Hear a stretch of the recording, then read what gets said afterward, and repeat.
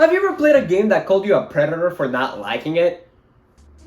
Because boy do I have a story for you. I would like to think that my content generally has a positive vibe. I also am delusional. I generally like to talk positively about games because I think about how I want to make games as a profession and think about how it would feel to watch a teen fresh out of school shit talk you on the work that you've been working on for years. I guess that what I'm trying to say is that if there is a game that I speak unpositively on, chances are that its quality is about as high as the Titanic. You can guess where I'm going with this, right? Class of 09 is a game that I knew only as the white people's Boondocks thanks to Twitter and that one weird friend that my friends like. Although considering my taste in games, that may come off as a little hypocritical. Suddenly, one of my good friends asked me what I would do to play Class of 09, and I, thinking back on how this very same question resulted in me getting a free Ultra Kill, decided to test how much I could get away with. Not even a second later, the fucker cursed my Steam library with this. I need to either make less convincing arguments or get friends that don't immediately think about content as frequently as I do. After pondering on my decisions for exactly 2.5 seconds, I decided that content was in dire need of being made, so I accepted and went out to play Class of 09. So you never have to. For those of you who don't know what the game is even about, the game is about Nicole, a sociopath who lives with her mom that hates her, a pedophile game addicted brother, and no father figure because her father decided that a meet and greet with Kurt Cobain was a simply more desirable option than spending more time with his daughter. Hey, hi. Just a quick question. Who starts a game like this? I literally just started the game. Let me get settled in before getting beat over the head with some telenovela fly. Life for Nicole goes so poorly that she ends up getting a VIP pass to the school for Diddy disciples. From here, you pretty much play a visual novel in which you have to go through the average day of the average American school. I mean, at least that's what I think is happening. I don't know, I only have to deal with one of these problems for my high school years. From here, you meet on an incredible cast of characters such as the KKK.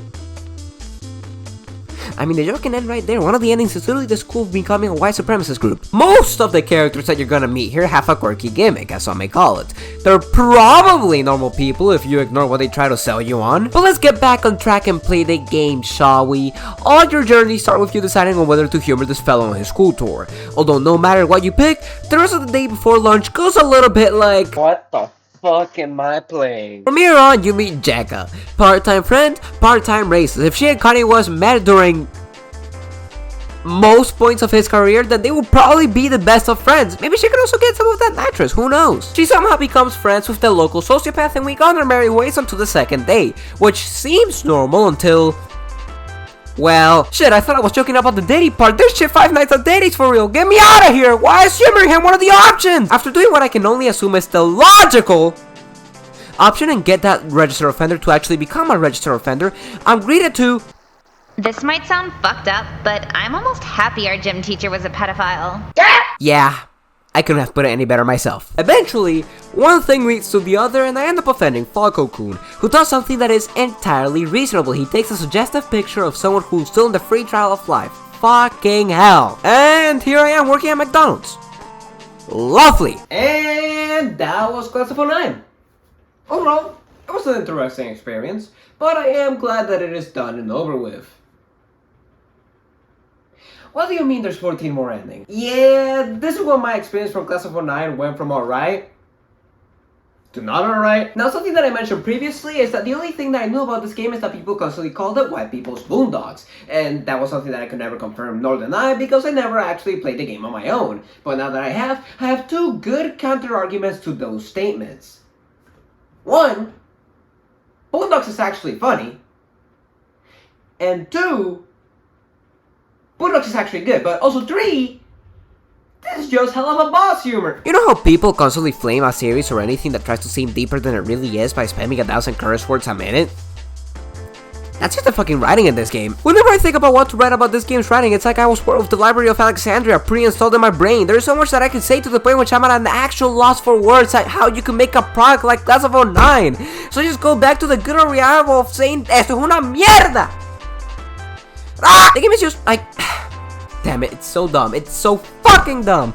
I don't even know where to begin. The game is structured like a visual novel, but pause, rewind, freeze around the title of this genre. What Here's one of the main things that you expect out of a novel, and please don't say they're relatable characters, I will call the police on you. A story is something that should be the bare minimum for a game with no gameplay features beyond pressing the spacebar.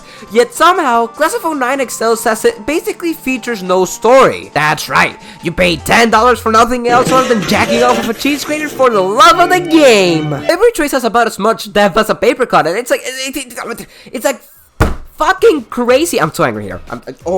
Nothing really matters. I'm just here for 10 minutes, see the characters do whatever, and that somehow leads me to one of the endings. The game doesn't have any overarching message, no storyline, no things that will make me like the cast from One Step Short of meeting Kurt Cobain. The story isn't worth a damn, and fine, I'll be fine with that. Really, I would be.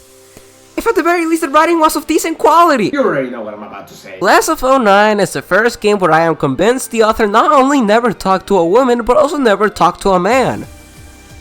Or anyone. I have never seen writing that is this insufferable before. The goal of the game should not be for me to turn it off immediately after I started playing, you know? The characters really have nothing to offer. All of them have their one joke, and the game somehow runs 7 laps around the planet before considering the possibility of using another joke. Nicole and Jekka?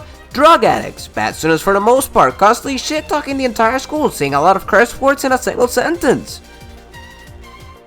I'm not like the other girls. The other characters are one of 5 jokes, famous YouTubers, fiends, losers, and dude, I can't stress this enough. It's the clan. It's just the clan. Oh, and the 5th joke is me for playing this fuck-ass game. They just repeat these jokes ad nauseum, and at the beginning, perhaps for your first route, this wouldn't be that bad. The problem is that the game just relies on shock humor and hope that it works. It doesn't! Shock humor can only work a couple times. The first time that you do a joke is working, no doubt. And then you can do different types of shock humor, and those work as well. But when your entire existence is just shock for the sake of shock, then it loses whatever magic it had. It becomes predictable, and more than that, it just becomes a slog to fucking play through. The first time you joke about Nicole constantly being on something, being an asshole, or wanting to be fucked by just about everyone in the city, then fine, that works. But after a while, it ain't even a joke anymore, it's a game show. Do you think I'm exaggerating? Do you think shit cannot be that bad? Well, strap yourself to your seats and strap yourself well, because in this game's humor, you're getting touched some way or another. Because we're going to go through every ending to see if my ass is truly exaggerating. If you decide to be a freaky ass bitch, then you're gonna find out that little old teacher Diddy over here is also a necrophile. Because apparently there wasn't enough reasons to dislike him already. Decide to be a bastard and you get the shooter ending. Well, I really know what makes this whole so different from the other times where you're a bitch, but hey, if it works, it works. Moving away after giving a graphic description of how someone touched you, have an overdose, start the clan not once, not twice, but 3 fucking times. Become a YouTube celebrity. Oh, wait, this isn't actually that bad. You're 2017 Logan Paul mucking at that person. Who died because of you, by the way? Alright, I can't be bothered to learn the rest of this script, so let's just, I can't see for shit. I'd be a pathetic nerd to become the valedictorian, lie your way into becoming a... Man, I really can't read for shit with this. Lie your way into becoming rich by criminalizing one of your teachers, which, don't get me wrong, he's a criminal. He just didn't do that. I mean, either lie about that and get rich or become homeless. I don't know, you tell me. Those are your 2 options, apparently. Start a political movement, Doki Doki Literature Club, or get put into an asylum because your mom couldn't be bothered to be a good mom after you tried to. None of the choices that you make really make sense, because half the time, those choices are just gonna end up in situations that feel like a kid writing shit to try to be extra edgy, try to seem deeper than the rest of them. The problem is that after a while, everything becomes stale because nothing surprises you, and the game is simply too shallow to give you any meaningful content or message. I mean, once the shock value is gone, there is really no reason to play this game, because this is basically just a visual novel with non-existent levels of story and YouTube Shorts levels of writing quality. It's like I'm looking at one of those weird make-your-own-story mobile games where the options are go to Walmart or put your dingling in her eye. I wish that I could say that it gets better, but But really, it just gets worse. Re-Up is really just more of the same, with the only difference being that the routes are technically longer as there are less of them to choose from, which honestly kind of makes it worse as you have to deal with these characters for longer. Alright, let me ask you this. Have you ever wanted to get expelled and become a homeless prostitute because you have no other way of buying drugs, not making money? You don't really care about that for some reason. Just buying drugs? Well, that's one of the routes in this game. Have you ever wanted to give someone a panic attack because they were a bit of a dick a couple of times before? You got it here. There is less shock humor overall, so now you can just deal with the shitty and non-funny writing of the game instead. Well, except for the one route in which you get a bunch of straight homophobes to commit arson, so then you're forced into a lesbian relationship with the girl they were trying to kill, who by the way is really into toxic people for some reason. Or the flip side, an ending in which you start dating that same lesbian girl and treat her so poorly that while still lesbian, she starts dating men because the mere thought of dating a girl again makes her want to die. Dude, you can't make this shit up!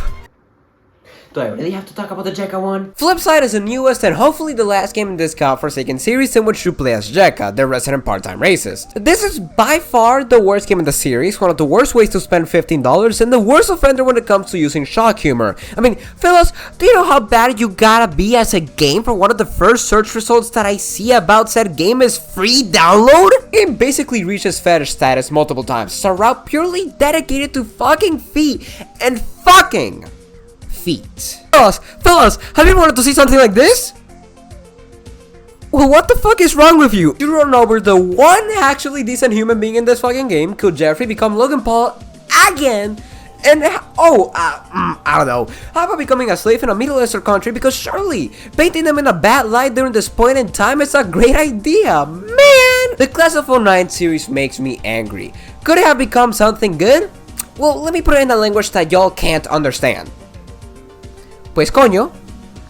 No. The only way the series would have ever been good was by not having the original creator, and at that point it wouldn't even be Class of 09. It would be a good game. When I play a game I don't like, I can always at the very least see why some people may like what I don't. For as much as I shit on a game like Dark Souls 2, I do understand why some people may like the game.